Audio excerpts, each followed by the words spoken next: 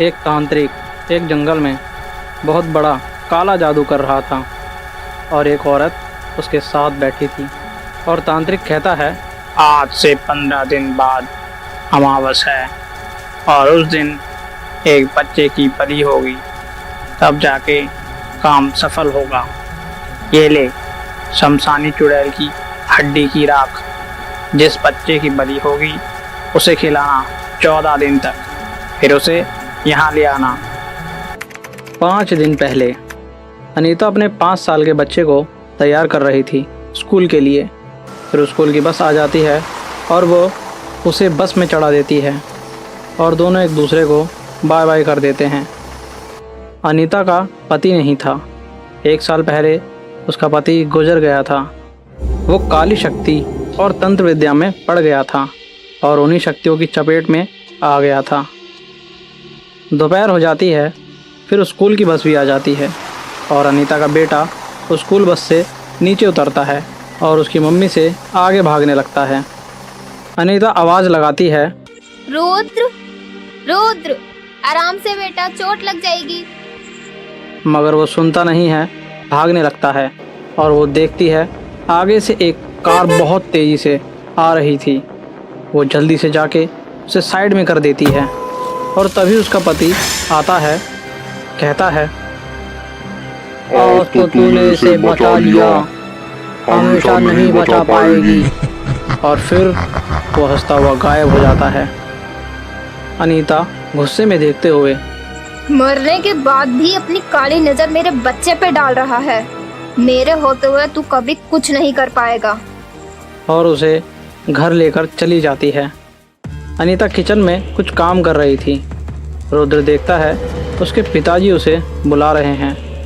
वो उसे छत की तरफ ले जाते हैं और बाउंड्री पे खड़े होके उसे बुलाते हैं और वो भी पीछे पीछे चला जाता है।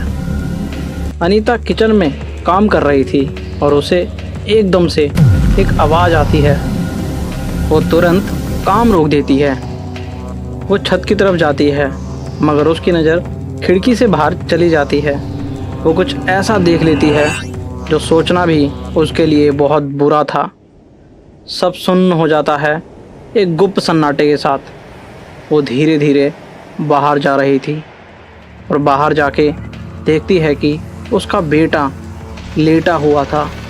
उसका सर पूरा फटा हुआ था और उसके पति वहाँ खड़े होके बस हंस रहे थे। फिर एकदम से वो भी गायब हो जाता है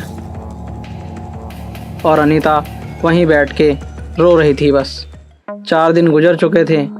उसने अपने बेटे का अंतिम संस्कार नहीं किया था, बस उसकी लाश लेके बैठी हुई थी। तभी अलमारी में एक बुक रखी हुई थी काला जादू से लेकर। उसकी नज़र उस पर पड़ जाती है और वो उस बुक को उठाती है और उसमें एक विद्या लिखी थी मरे हुए इंसान को जिंदा करने की। मगर इसके लिए उसके पास कोई तजुर्बा नहीं था और इतना टाइम भी नहीं था उसके पास। इसीलिए वो अपने पति के गुरु के पास चली जाती है।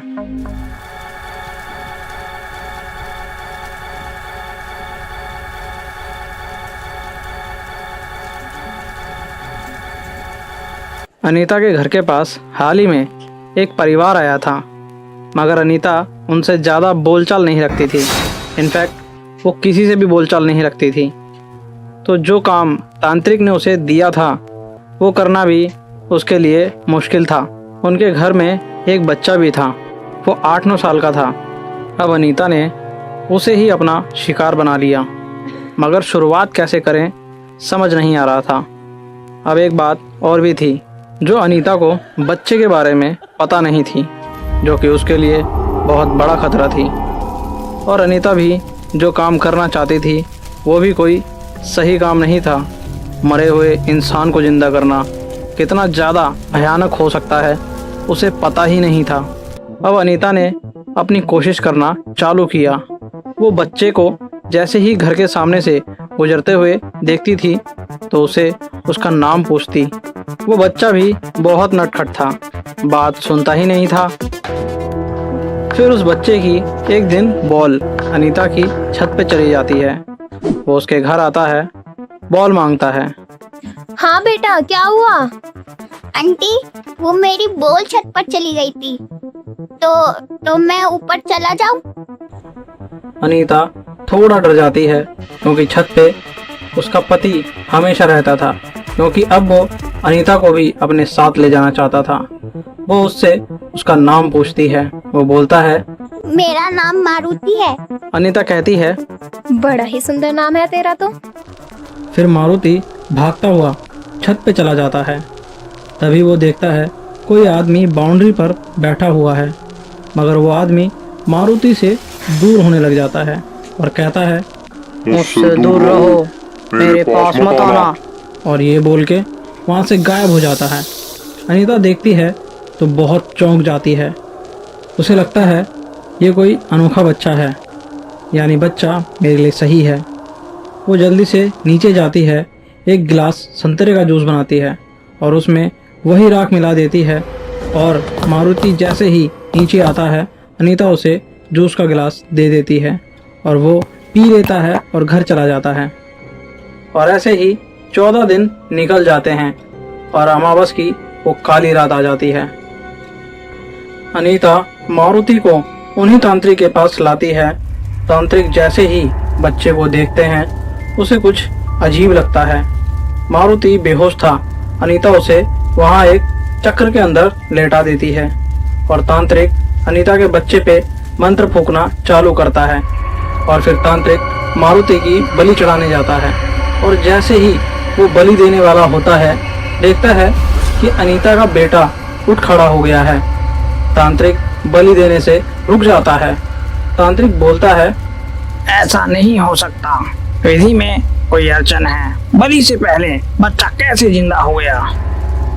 अनीता कहती है, गुरुदेव, मेरा बच्चा जिंदा हो गया। मेरे लिए तो वही बहुत खुशी की बात है। और वो उसे वहाँ से ले जाने लगती है। तभी तांत्रिक कहता है, तू भी वही गलती कर रही है जो तेरे पति ने की थी। ये तेरा बेटा नहीं है, उसे यहीं छोड़ दे। अगर तू इसे यहाँ से ले गई तो तेरा विनाश हो जाएगा। अनीता नहीं सुनती और वहाँ से चली जाती है। तांत्रिक मारुति के पास जाता है और उसे गौर से देखता है और बहुत ज्यादा डर जाता है और कहता है, अच्छा, तेरी वजह से वो तंत्र क्रिया पूरा होने से पहले ही जिंदा हो गया। बता, कौन है तू? मारुति की आंख खुलती है और कहता है, मैं कहाँ हूँ और मैं यहाँ कैसे आया? तांत्रिक कहता है, बता मुझे, तू कौन है? वो बच्चा जो जिंदा हुआ है सबका विनाश कर देगा, उसे रोकना होगा। फिर वो मारुति अपना असली रूप दिखा देता है, एक विराट रूप 50 फीट का। इतना विराट देखकर तांत्रिक उनके दर्शन पाके धन्य हो जाता है। तांत्रिक कहता है, प्रभु, मैं धन्य हो गया आपके दर्शन पाके। आपने जो भी किया होगा कुछ सोच समझ के किया होगा। और मारुति गायब हो जाते हैं।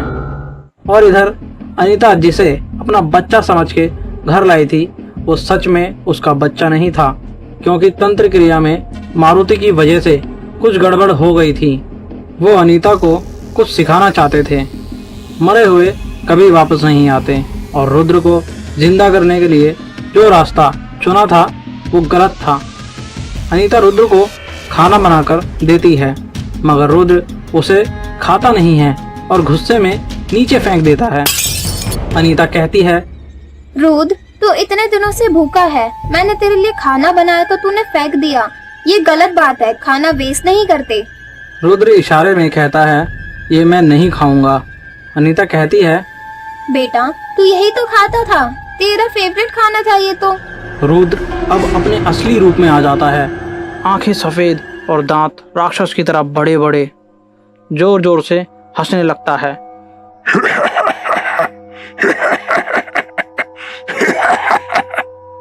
मैं रुद्र नहीं हूँ, मैं एक प्रेत हूँ। तेरे बेटे का शरीर कितने दिनों से पाना चाहता था, मगर तू इसे हमेशा मंदिर के सामने लेकर बैठी रहती थी। और एक दिन मुझे मौका मिला तो वो मारुति बीच में आ गया, मगर तूने उस तांत्रिक के पास ले जाके मेरा काम आसान कर दिया। और तांत्रिक ने भी मारुति को जिस चक्र में रखा था वहां से तेरा बेटा दूर था, इसलिए आज मैंने तेरे बेटे का शरीर पा लिया है। अब मुझे कोई यहाँ से नहीं भेज सकता। अनीता कहती है, तू उस बच्चे को इतना आदर सत्कार क्यों दे रहा है? तुझे डर लगता है क्या उससे? हाँ, उससे मैं क्या, पूरी प्रेत जाति डरती है। अनीता कुछ समझ नहीं पाती, मगर प्रेत को देखकर अनीता पूरी तरह से शॉक्ड हो जाती है। अपनी ममता के चक्कर में ये क्या कर दिया। इधर अनीता का पति भी आ जाता है। वो कहता है, मैं जो चाहता था वही हुआ। हम दोनों मिलकर तुझे भी मार देंगे।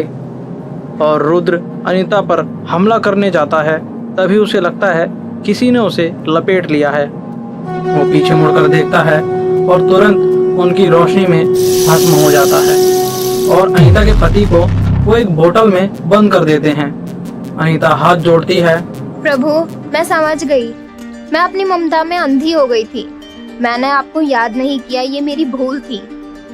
मेरे पति के जाने के बाद मैंने आपका साथ छोड़ दिया था। माते, आपने मुझे कभी नहीं छोड़ा था, इसलिए तो मैं आपके पास आ गया था। अब आप मुझे जब भी बुलाओगी मैं चला आऊंगा। जय श्री राम। और फिर गायब हो जाते हैं। अनीता भी खुश हो जाती है।